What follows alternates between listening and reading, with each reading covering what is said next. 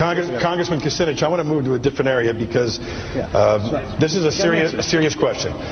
The godmother of your daughter, Shirley MacLaine, writes in her new book that you cited a UFO over her home in Washington State, that you found the encounter extremely moving, that it was a triangular craft, silent and hovering, that you felt a connection to your heart and heard directions in your mind. He looked up at me, and I mean, there's no pupil or anything you could see. All you could see was the black ice. And I immediately felt a tremendous amount of fear come over me and everything. And to this day, verbatim, the words, it was thought transferred, for better term. I am afraid. That you found the encounter extremely moving, that it was a triangular craft, silent and hovering, that you felt a connection to your heart and heard directions in your mind. Yeah, it's like, what is it? Now, did you see a UFO? I did, and the rest of the account, it was unidentified flying object, okay? It's like, it's unidentified. I saw something. Now, to answer your question, we choose to go to the moon in this decade and do the other things, not because they are easy, but because they are hard. Because that goal will serve to organize and measure the best of our energies and skills.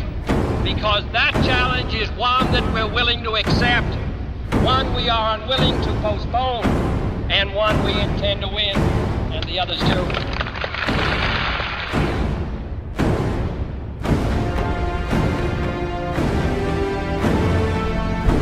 But 3 days and 200,000 miles into the flight, Mission Control did miss the significance of a cryptic message from the astronauts. Do you have any idea where the UFO is with respect to us? Stand by. There was something out there that was close enough to be observed, and what could it be? Now, obviously, the three of us were not going to blurt out, "Hey, Houston, we got something moving alongside of us, and we don't know what it is. You know, can you tell us what it is?" We weren't about to do that because we know that those transmissions would be heard by all sorts of people, and who knows what somebody would have demanded that we turn back because of aliens or whatever the reason is. So we didn't do that, but we did decide we just cautiously ask Houston, how far away was the S4B? To this day, whatever it was the crew saw has never been positively identified or officially acknowledged. The possibility that you might encounter aliens in space has to be considered in a very sensible and positive and realistic way. There were a lot of people within the program who went off later and became convinced that UFOs existed. Intelligences, life forms out there. I believe they're so advanced that they're even doing interstellar travel. The crew never to publicly talk about these things for fear of ridicule. Then in my later life, I've investigated some and realized that we have been visited many times.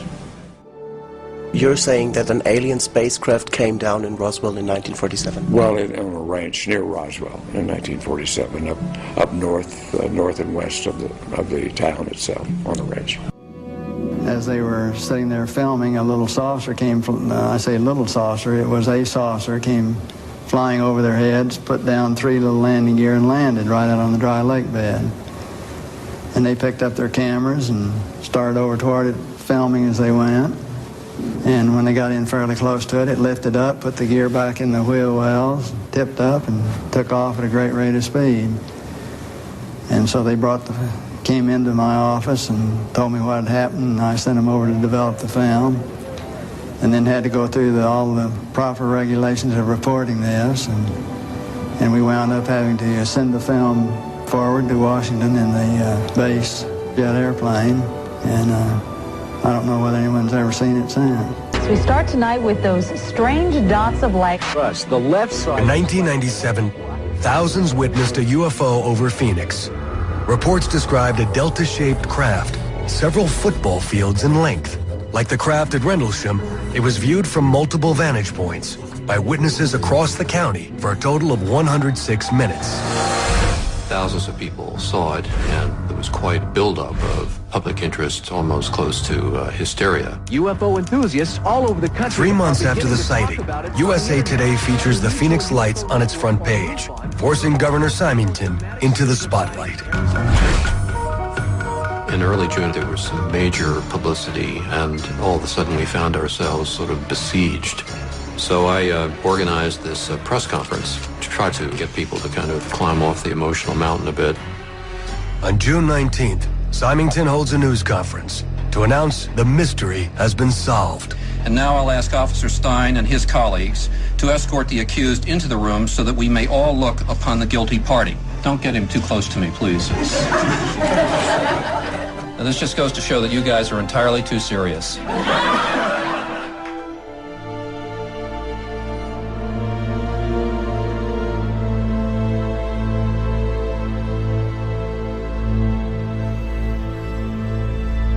Well, the only external pressure, and it was significant, was the fact that there was just this massive public reaction to the lights over Phoenix.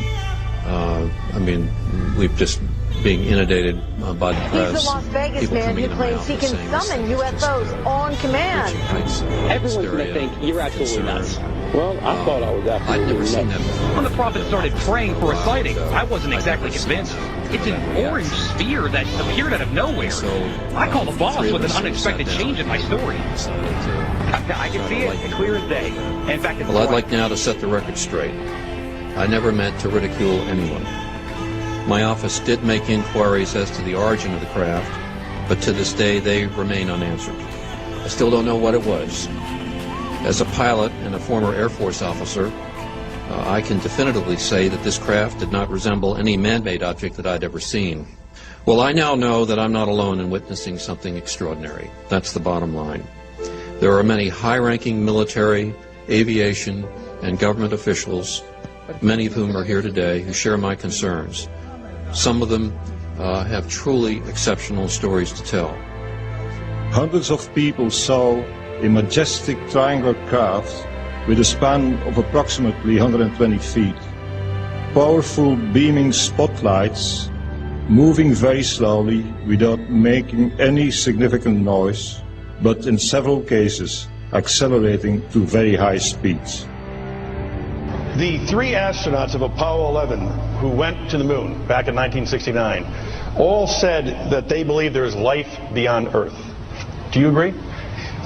You know, I don't know, and I don't presume to know. What I know is there is life here on Earth, and that we're not attending to life here on Earth.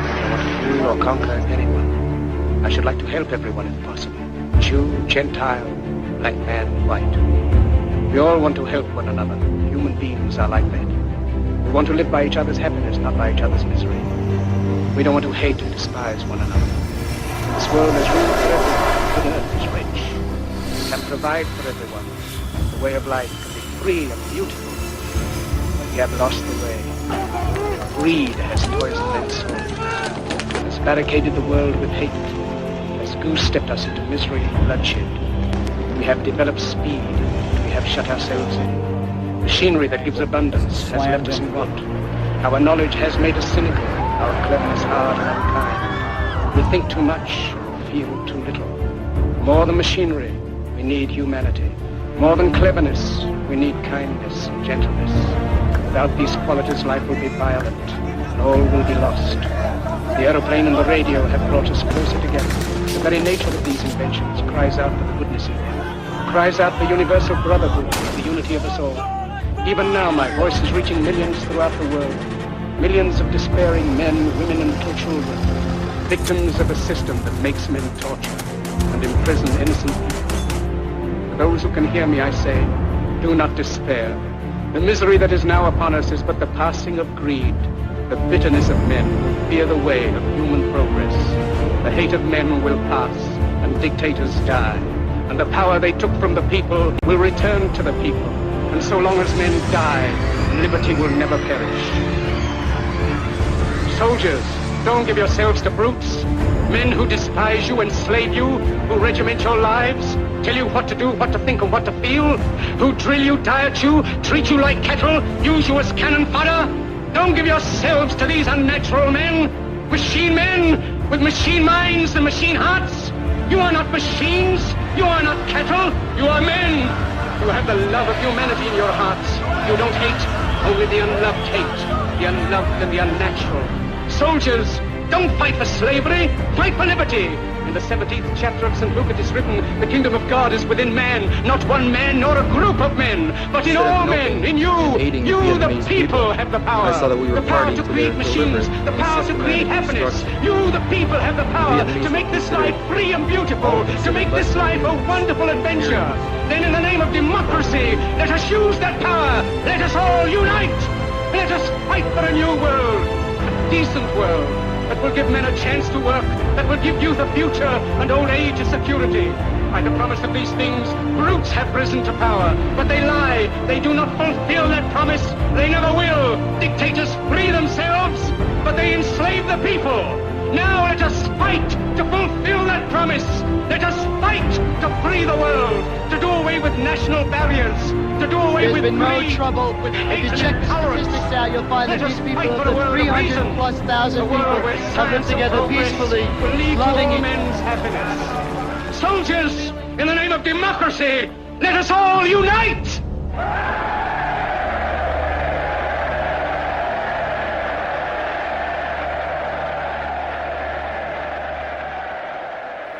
The question of has it been kept secret or how could it be kept secret? It hasn't been kept secret.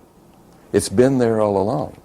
But it has been the subject of disinformation in order to deflect attention and to create confusion so that the truth doesn't come out.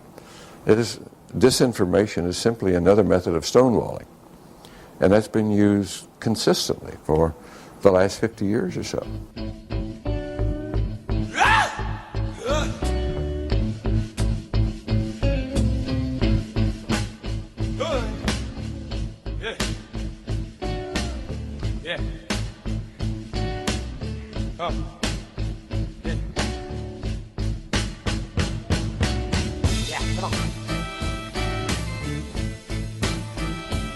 This is it, dudes. This is what we came to see. No Navy planes that we could see.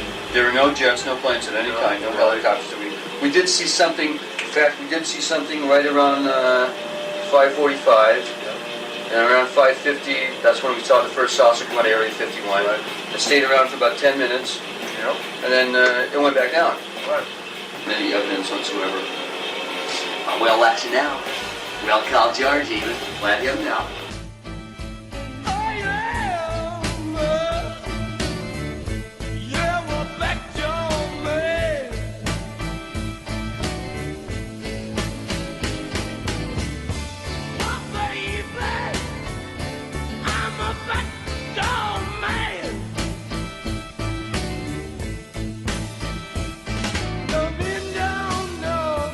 They're called DUMBs. Like, you can learn a lot from this dummy, but DUMB stands for Deep Underground Military Base, and or a Deep Underground DUM-2, for instance, is a submarine base, and I helped build a few of those too, which are off our continental shelves and then certain islands and out in the Atlantic and the Pacific in strategic locations. All this can hardly, in an hour's time, I can hardly squeeze all this in. So I'll be kind of rambling here if you just bear with me.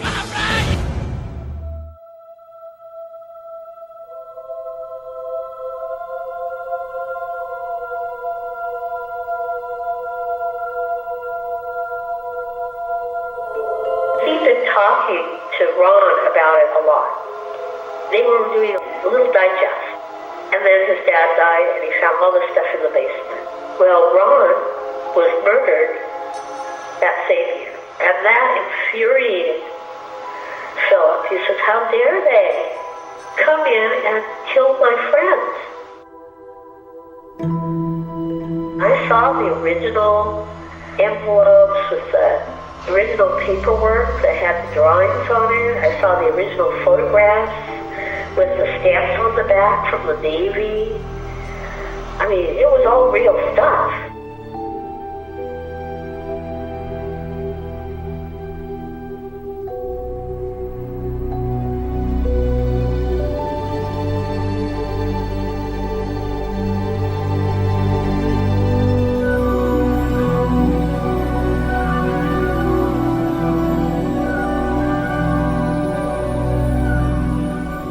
Author Ron Rummel was about to publish a book revealing what he believed to be the real purpose of the Star Wars project when his body was found here in Maclay Park in Portland, Oregon. His death was ruled suicide, but few agree with that verdict. As far as the police and the FBI are concerned, it's case closed. Unfortunately, there's the shocking thing that his murderer, I believe his murderer, is still out there at large. Why is it you're speaking out? There have been enough lives taken under the premise of suicide when they were actually very stable individuals. They had families and they had lives to look forward to, and they had every reason to live. And if there is some form of conspiracy out there, then the more people that are talking might end up saving lives in the long run.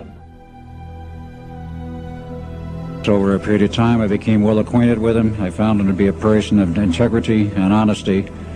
And about 1 year ago, he became totally fed up with the New World Order and the establishment. He thought he was working for the betterment of mankind and the work that he was doing as a geologist for our government as well as for NATO. And he found out that it could be and was actually anything but that.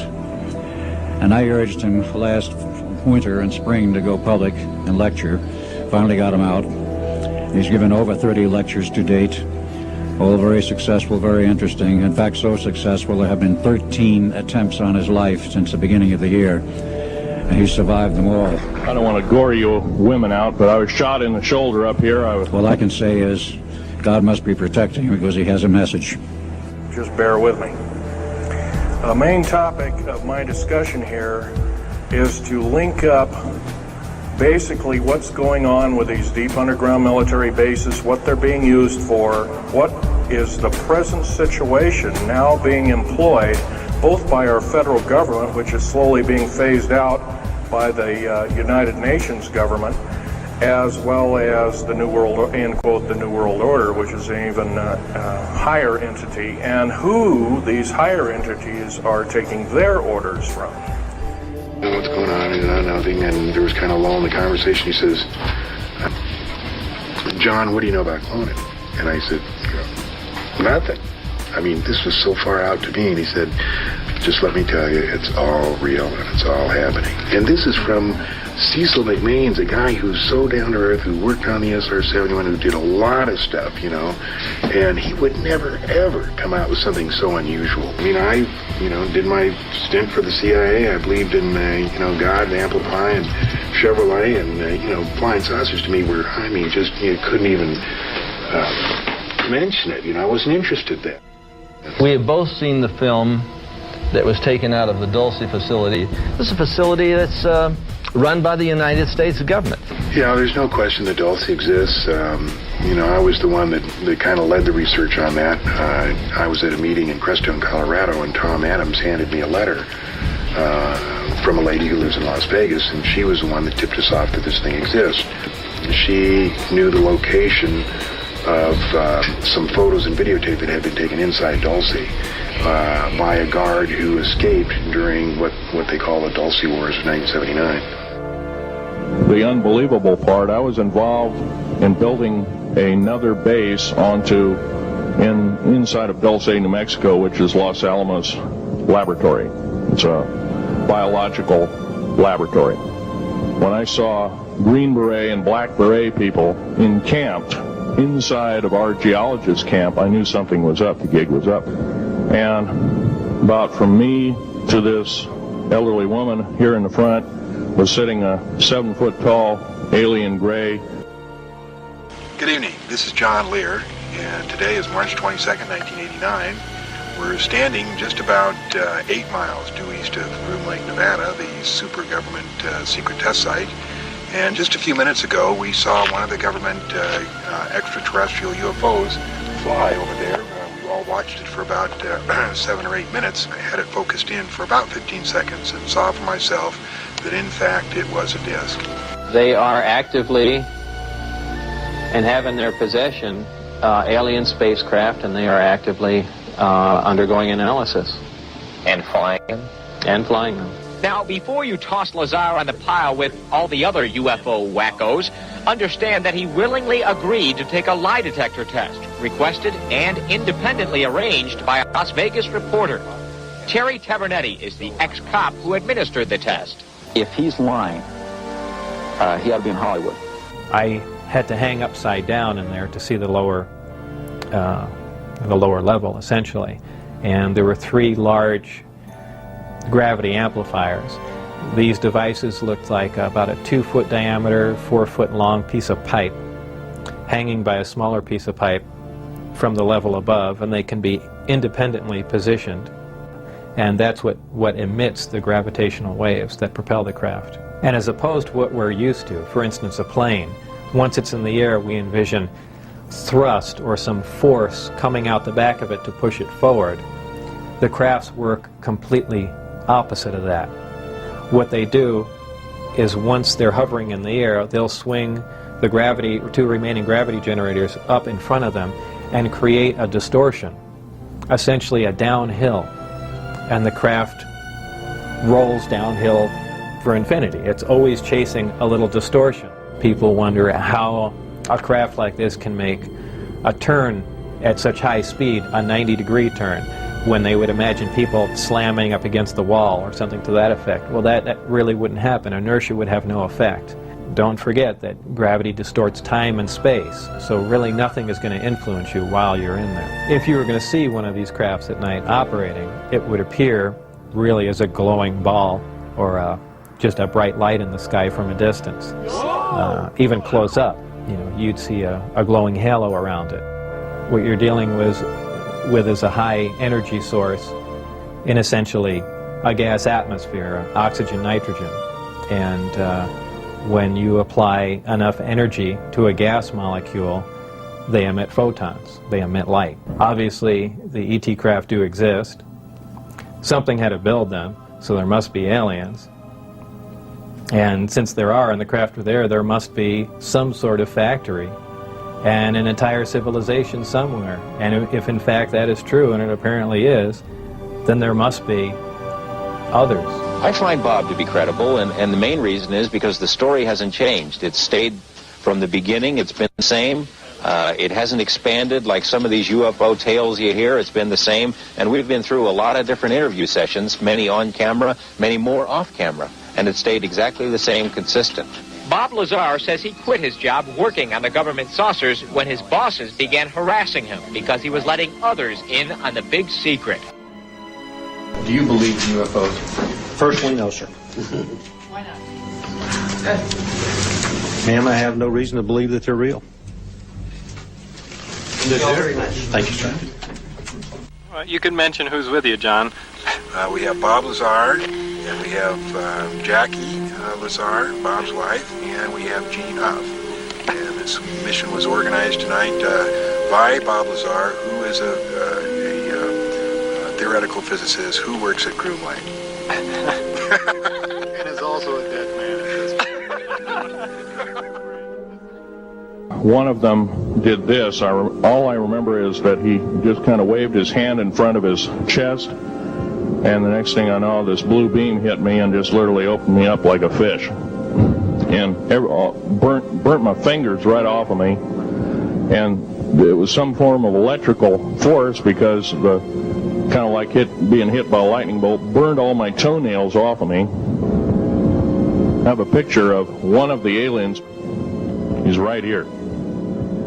There's my father in the background. Phil Schneider is German, and his father was a German scientist in the German army that was brought out over to America under Operation Paperclip.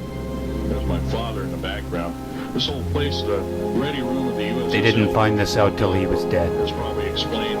The original cause of death was listed as a stroke.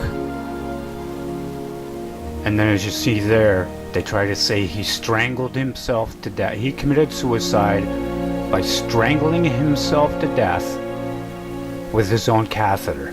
That is physically impossible. Impossible.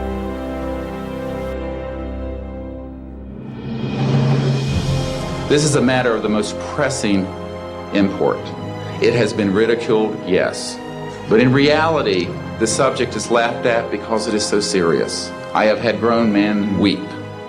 These men and women have come forward and they have their credentials, they can establish who they are, and they have been first-hand witnesses to some of the most important events in the history of the human race. I know we're not alone in the universe.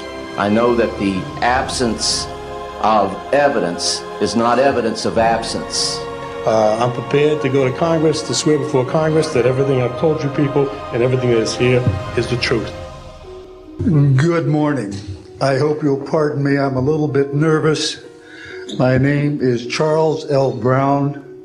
I'm a Lieutenant Colonel, U.S. Air Force, retired, subsequently 7 years with the Foreign Service. These vehicles have been seen and confirmed all over the planet. I am willing to sign a sworn statement or testify to what I have observed. Such things do exist. Please believe me. Please believe those who follow me. Thank you.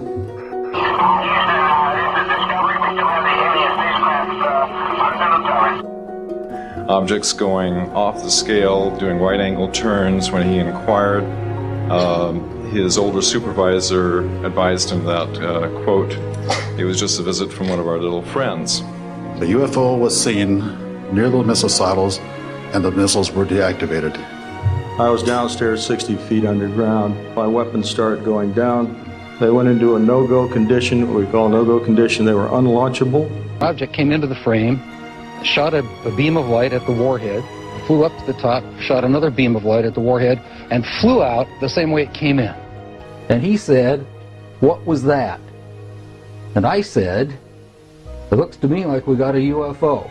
Objects made incursions over our WSA, fired pencil-thin beams of light into them, and adversely affected the ordnance. I witnessed and watched through a telescope a UFO which hovered over a nuclear weapons storage facility for approximately 10 minutes and then departed with an acceleration approaching a bullet leaving a rifle barrel.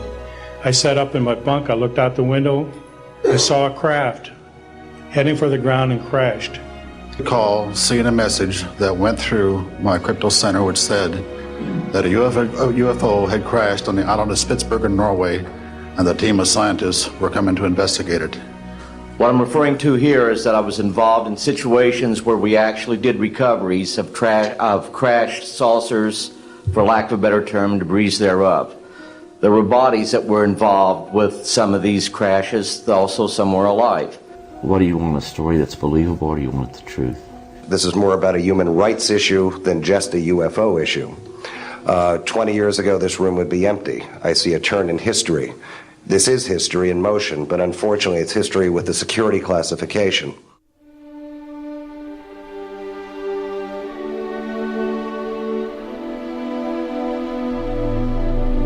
Major Marcel was called up to Fort Worth to show the press what he found. Look at the picture of the general with Jesse Marcel. He's holding a paper in his hand in every picture. It's almost like he knew, here presenting this weather balloon, but here in my hand is the paper that says, yes, UFOs are real. Unbelievable. He had the foresight to do that. Observation balloon.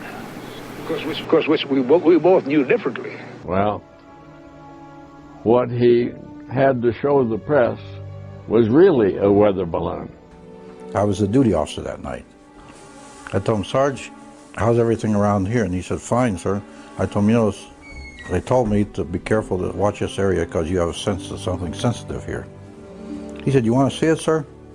I told him, "Yeah, let's go look." There was 5 crates there, like 5 or 6, I think it was 5.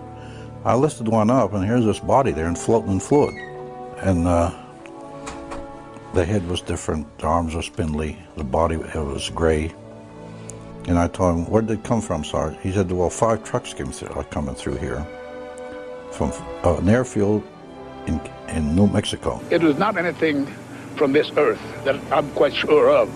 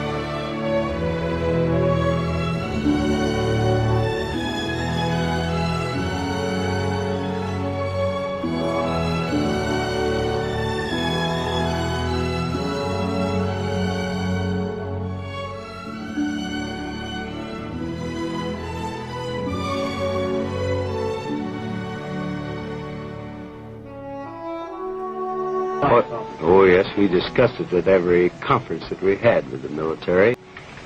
Flying saucers, and they've had other things, you know. Dave, what do you recall about Holloman? Well, we had a haul a load of stuff down there, parts that they needed, and the runway is like this. And I never seen anything like that before. And anyway, as we were there, we saw Air Force One come in. We were told President Eisenhower was coming.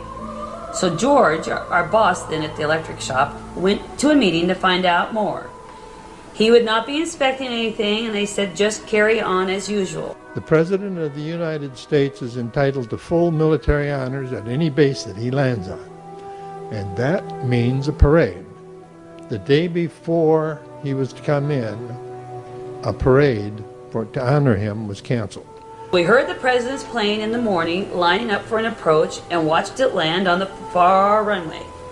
So we waited for it to taxi over to the flight line so we could see him. But we didn't hear it anymore, and it had shut down somewhere out there. He says, I've been down at base ops all day. He said, waiting for the plane come in. He said, Air Force One? He said, yes. An officer come around and says, you can't leave. And I says, well, the pilot said, we have to leave. And he says, well, President Eisenhower's here, and you can't leave the field until he's gone. He says, well, what happened? He said, he landed, he turned around on the active and shut down. And we were told to turn off our radar. Why were you told to turn off your radar? I don't know. He said, we were told to turn it off, so we turned them off. When Dorsey came in about 15 minutes later, he said, Kirkland, did you see what's out at on the flight line? I said, what is it? He says, it's a disc. I said, what's it made of? He says, metal, like polished aluminum, polished steel. He said, you know, metal.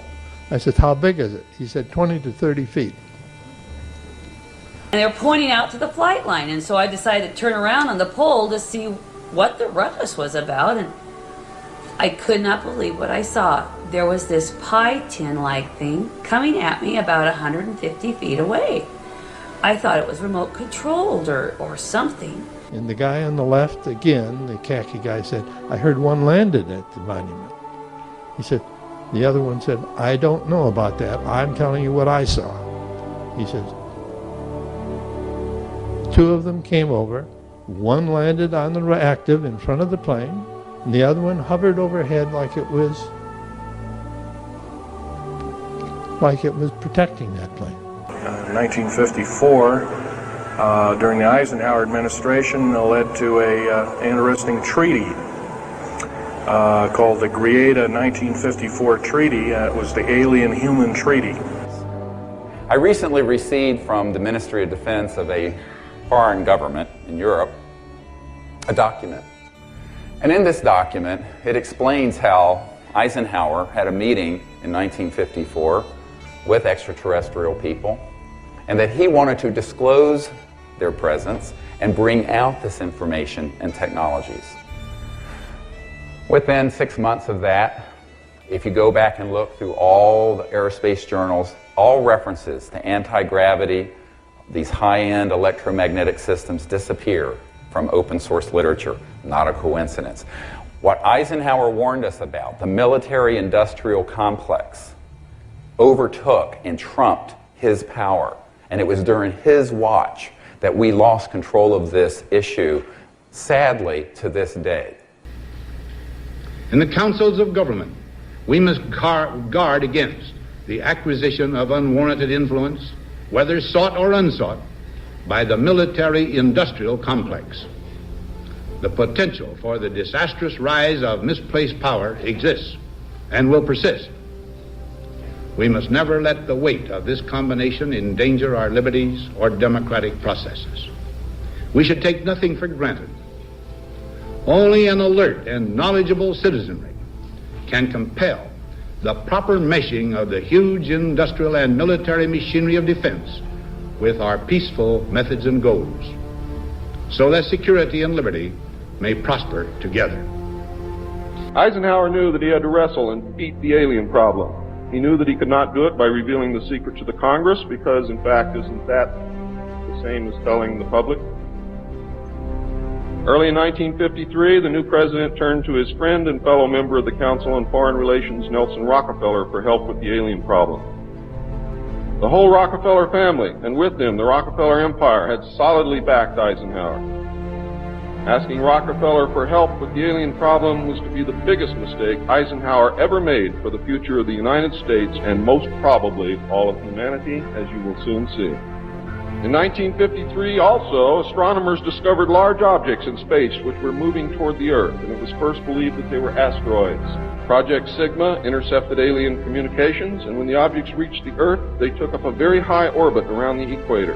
Through radio communications using the computer binary language, was able to arrange a landing that eventually resulted in face-to-face contact with alien beings on another planet. This alien group offered to help us with our spiritual development. They demanded that we dismantle and destroy our nuclear weapons as the major condition. Now I am become death, the destroyer of worlds. I suppose we all thought that one way or another. Few people laughed. Few people cried. Most people were silent. They refused to exchange technology, citing that we were spiritually unable to handle the technology which we then possessed, and has not that been true throughout our history? Great difficulty, however, was encountered in maintaining international secrecy.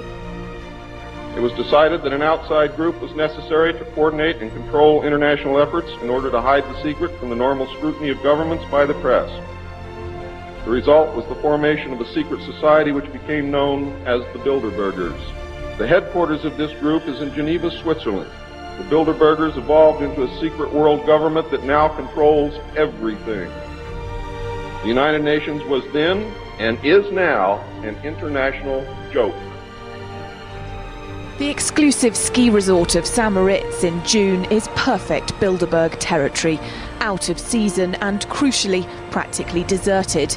There are two hives of activity in town, though. One, the luxury hotel Souvretta, where around 130 of the world's most influential politicians, businessmen and sovereigns are meeting behind closed doors. Other Bilderberg regulars include David Rockefeller, the editor-in-chief of The Economist magazine, the Greek finance minister and the president of the World Bank. They're all rumoured to be here this year. This race stated that we were on a path of self-destruction and we must stop killing each other, stop polluting the earth, stop raping the earth's natural resources, and learn to live in harmony with each other and with nature. I come to you with a message of leave-taking and farewell. This speech did not get very much attention. When a new president is coming to power, as John Kennedy was, the spotlight was not on Dwight Eisenhower. We have been compelled to create a permanent armaments industry of vast proportions. There was a feeling at the time that this must have been written by some speechwriter who just sneaked into the speech. In the councils of government, we must guard against the acquisition of unwarranted influence, whether sought or unsought, by the military-industrial complex. 3 months ago, we got contacted by a family up in Minnesota saying that we have documents from Malcolm Moose. He was responsible in part for drafting the military-industrial complex speech. These new papers give us written evidence that this was not just some caprice of Eisenhower's or something by some speechwriter. You see the evolution of his speech from May 1959 to 1961. And he wanted to give this speech for a long time, 2 years. Our military organization today bears little relation to that known of any of my predecessors in peacetime, or indeed by the fighting men of World War II or Korea. There was one person in Dwight Eisenhower's life whom he really confided almost everything to, and that was his brother Milton. There's one particular document where the speechwriters had already drafted their version of the speech, only to see Milton come along and totally revamp what had already been written. When Milton Eisenhower was taking notes and writing things on the drafts of these speeches, the speechwriters knew that it wasn't Milton talking, it was Ike. The potential for the disastrous rise of misplaced power exists and will persist. He would see magazines with advertisements for some new warplane or some bomb, and he got so angry he'd take the magazine and throw it into the fireplace of the Oval Office because he felt that defense spending should not be something that would be encouraged by companies who are seeking commercial gain. I get tired of saying that defense is to be made an excuse for wasting dollars. I don't believe we should pay 1 cent for defense more than we have to. I seriously question an increase in the Pentagon budget in the face of the department's recent Inspector General's report. How can we seriously consider a $50 billion increase in the defense budget when DOD's own auditors say the department cannot account for $2.3 trillion in transactions in 1 year alone? It is, I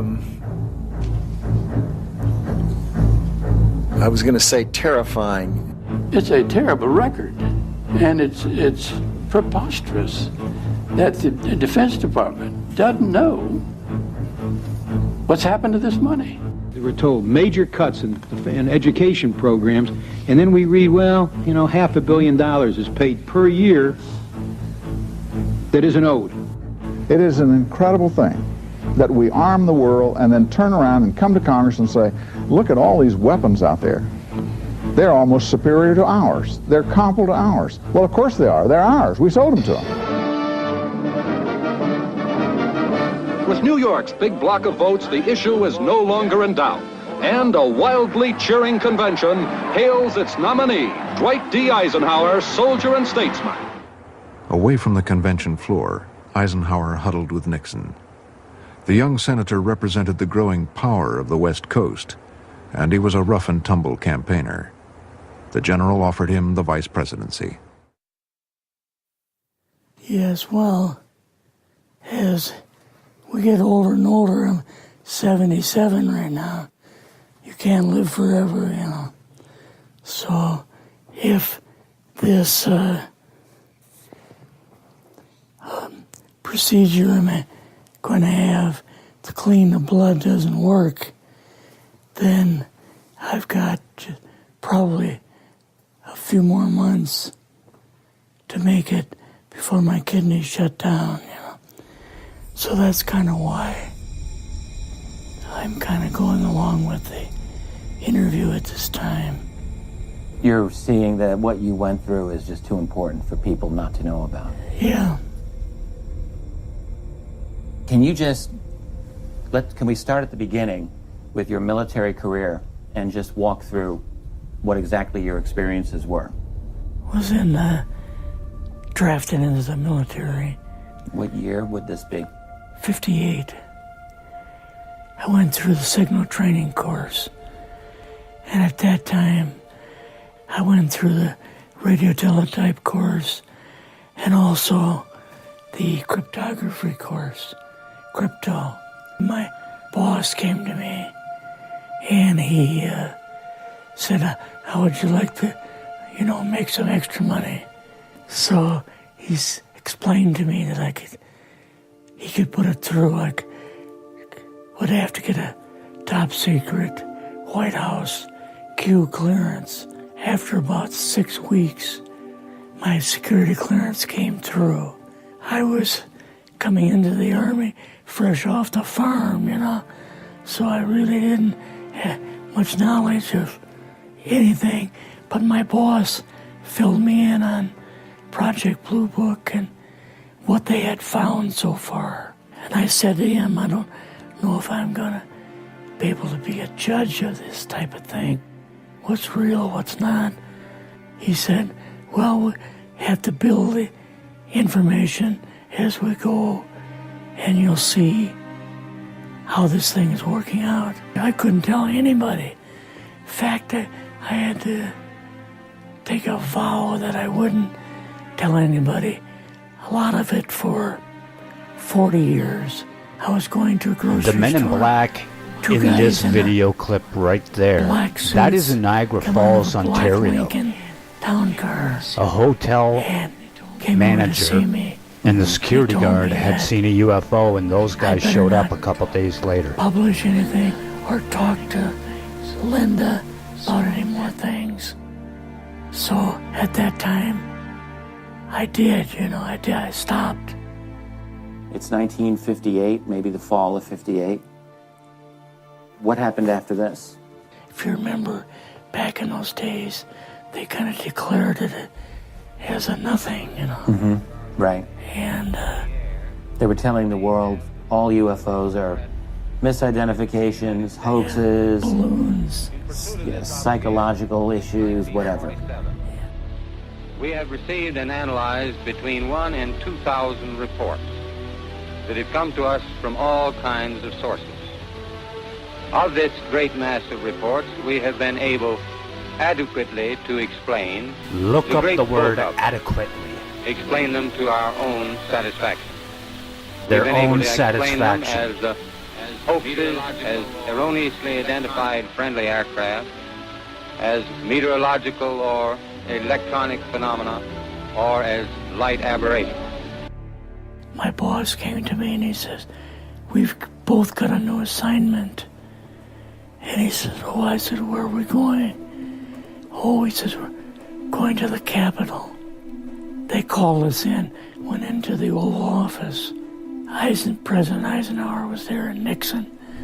And they said, we called the people in from MJ-12. They told us that the government had no jurisdiction over what they were doing.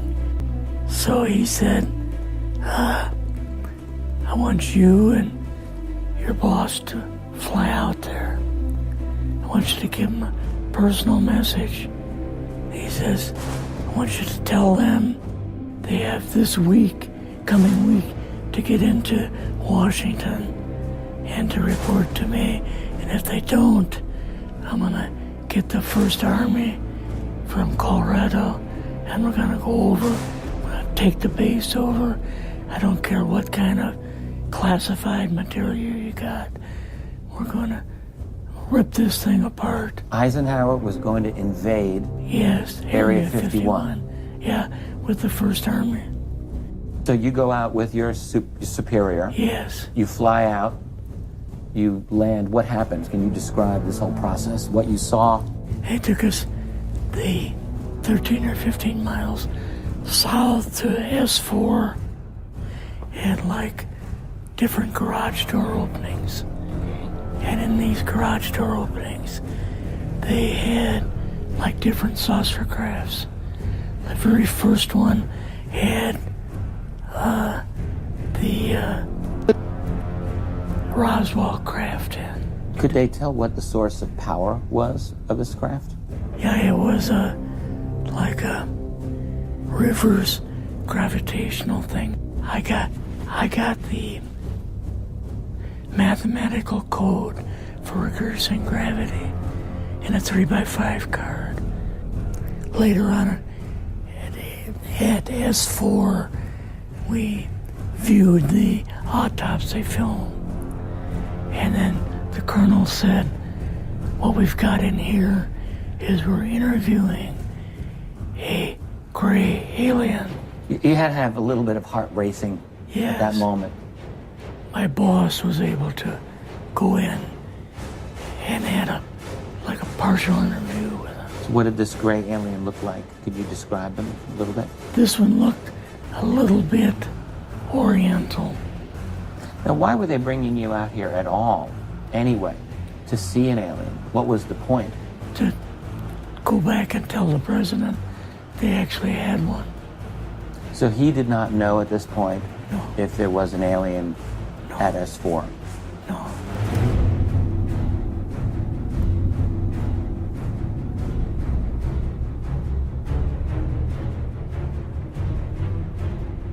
Did you go directly to Washington after this?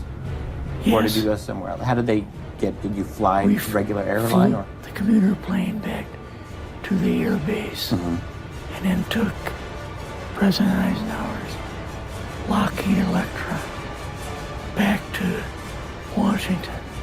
We met with him in the second story of the old OSS warehouse building. And Eisenhower and Nixon were there, and we told him about the alien and the whole situation. He appeared for the first time to be worried. As you can see, under magnification, the creature's skin appears to be mesh-like. It's rather like that of a lizard. Has there been any communication from it to us? Not sure. Possibly. We believe that it may use some form of thought projection. At least, that's what the men who've been close to it seem to think. How long do we keep this to ourselves? Well, there's no telling. We will determine that. Why? I think mankind has the right to know about something as significant as this. Well, yes, of course. But we don't intend to keep this under wraps forever. Right. Okay. Good, fine.